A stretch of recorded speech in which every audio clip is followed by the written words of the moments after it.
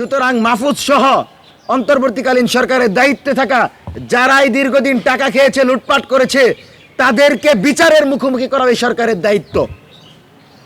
এবং তারেক রহমানকে একটি বার্তা দিব যে আপনি যেই মন্ত্রী বলেছে সমঝোতার ভিত্তিতে চাঁদা নিতে হবে, সেই মন্ত্রীকে দ্রুত ক্ষমা চাইতে বলবেন, নাহলে মন্ত্রী পরিষদ থেকে তাকে বের করে দেন। তাকে তো দরকার নাই। সে যদি চাঁদাবাজদের সমর্থন দেয়, সেই চাঁদাবাজেরা আমাদেরকে, আমার কামার খুমার রিক্সা চালকদেরকে ধরে 20 টাকা 25 টাকা করে নিবে, আর আমার রিক্সা চালকরা, মেহনতি মানুষরা নিজের শ্রমের টাকা তাদেরকে দিবে। এটা তো হয় না। এই বাংলাদেশের জন্য তো আমরা লড়াই করি নাই। সুতরাং চাঁদাবাজির মূলোৎপাটন করতে হবে এবং কোনোভাবেই চাঁদাবাজিকে সমর্থন দেওয়া যাবে না। মিডিয়ার অবাধ স্বাধীনতা নিশ্চিত করতে হবে। মঞ্চ 24-এর পক্ষ থেকে আমরা বলছি, 1 নাম্বার, সারা দেশে চাঁদাবাজি অবিলম্বে বন্ধ করতে হবে। এক্ষেত্রে সামরিক বাহিনীর মাধ্যমে বিশেষ অভিযান পরিচালনার আহ্বান জানাচ্ছি। দ্বিতীয়ত, রমজানে দ্রব্যমূল্যের যে লাগামহীন ঊর্ধ্বগতি, সেটা নিয়ন্ত্রণের জন্য বাজার মনিটরিংয়ের ব্যবস্থা করতে হবে এবং দ্রব্যমূল্যের ঊর্ধ্বগতি যে কোনো মূল্যে নিয়ন্ত্রণ করতে হবে। জুলাই গণ অভ্যুত্থানে যে সকল সাংবাদিকরা জুলাইয়ের পক্ষে ছিলেন, তাদেরকে কোনো ট্যাগিং দিয়ে তাদেরকে চাকরি থেকে বের করে দেয়া যাবে না। যাদেরকে চাকরি থেকে বরখাস্ত করা হয়েছে, তাদেরকে অতি দ্রুত সময়ের ভিতর পুনরায় চাকরিতে ফেরত নিতে হবে এবং রাষ্ট্রীয়ভাবে আওয়ামী লীগের বিরুদ্ধে, সন্ত্রাসী সংগঠন ছাত্রলীগের বিরুদ্ধে অভিযান পরিচালনা করতে হবে। বাংলাদেশের কোনো প্রান্তে আওয়ামী লীগের অফিস খুলে দেওয়া যাবে না। বাংলাদেশের কোনো শহীদ মিনারে আওয়ামী লীগকে ফুল দেওয়ার সুযোগ দেওয়া যাবে না। বাংলাদেশের কোনো গ্রামে আওয়ামী লীগের একজন নেতা কর্মী বিএনপির সমর্থন নিয়ে ঘুরে বেড়াবে, সেই সুযোগ দেওয়া যাবে না।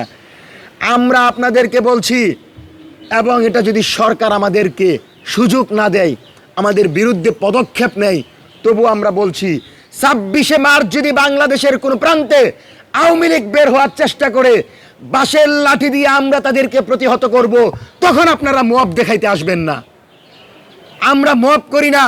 যারা সন্ত্রাসী করে বাংলাদেশের জনগণের বিপরীতে গিয়ে আমার রাষ্ট্রের বিরুদ্ধে ষড়যন্ত্র করে, তাদেরকে প্রতিহত করার জন্য যদি আবারও মাঠে নামতে হয়, আবারও আমাদেরকে জুলাইয়ের মতো মাঠে এসে স্লোগান দিতে হয়, আমরা নামতে রাজি আছি। কিন্তু বাংলাদেশে আওয়ামী লীগ, 14 দল, বাকশালী মুজিববাদী কাউকে আমরা স্পেস দিতে রাজি না।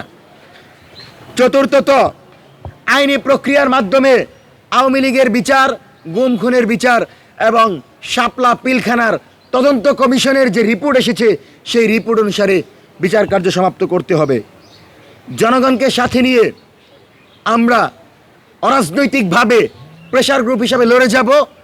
আমরা বাংলাদেশের কোনো রাজনৈতিক দলের এজেন্ডা বাস্তবায়ন করব না এবং আমাদের এই লড়াইয়ে আগামীতে যদি আমরা মনে করি এই সরকার আওয়ামী লীগকে পুনর্বাসন করবে, এই সরকার চাঁদাবাজি বন্ধ করবে না, তাহলে আমরা মাঠে নামতে বাধ্য হব। আমরা আবারও বলছি, এখন পর্যন্ত মাঠে নামার কোনো ঘোষণা আমরা দেই নাই। সরকারকে বার্তা দেওয়ার লক্ষ্যে আমরা এখানে এসেছি। এই সরকার যদি সেটাকে বিবেচনা না করে, তাহলে বাংলাদেশের ছাত্র জনতাকে সাথে নিয়ে আমরা মাঠে নামব।